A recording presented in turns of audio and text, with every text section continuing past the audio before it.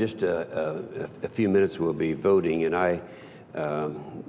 while I sincerely appreciate the effort of my good friend Senator Sanders, I will be opposing this approach, mostly because I don't think we need to go through what I would consider to be a massive tax increase in order to do this. But let me just, for a moment, talk about the seriousness of the transportation reauthorization bill.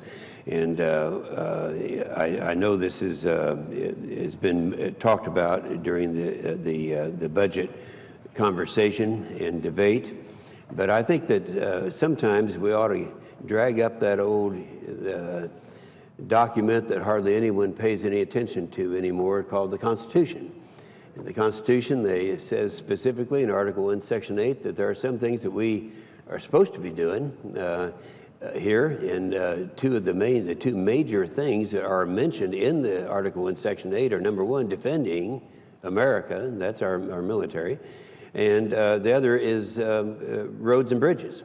And so I think that we are concentrating now, working very hard. And a minute ago, I had a colloquy with my friend from California, Senator Boxer. Senator Boxer observed that she is a proud liberal and recognized me as a proud conservative. And yet here's something we agree on, something that we can do, something that is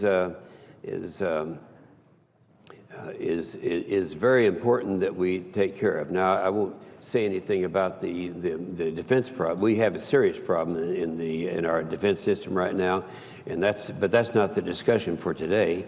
And I do believe that while we have an amendment that would address a highway reauthorization bill and how critical that is, we are working on that. And I have to remind people that there's a reserve fund in Chairman Enzi's budget that serves as a placeholder for Chairman Hatch to address a long-term highway bill later this year. If you'll remember, Madam President, the last bill that we had was one that was a 27-month bill. And again, that was to set up this idea of having a long-term bill. The last good bill that we had was in 2005.